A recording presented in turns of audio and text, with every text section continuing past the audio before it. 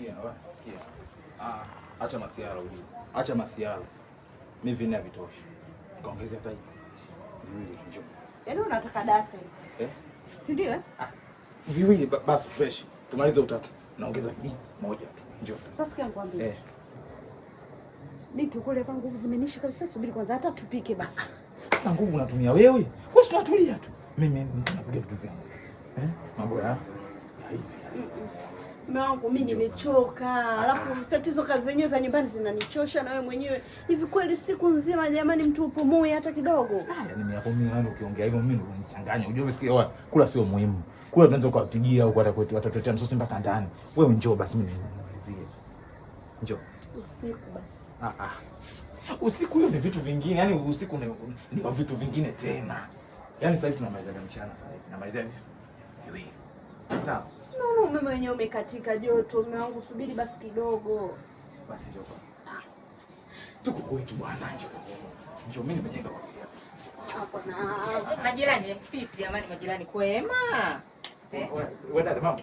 Bwana shemeji vipi? Mbona vimfuli mchana wote? Sinajua. Mambo ya?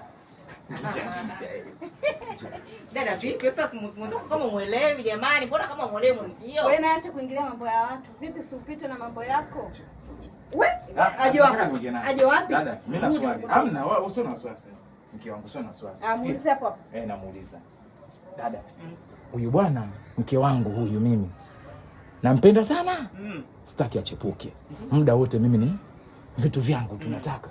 Sasa sasa nimepiga vitu vingi. Nataka niongezee viwili tu. Viwe 6. Yaani usiku nipige 6. Iwe kama daza. Si umenielewa? Hata akikuniongezea viwili sasa hivi mimi ananyanyasa jamani mwanamke. Hapa kwa nini nikakuongezea? Koma mume wangu huyu.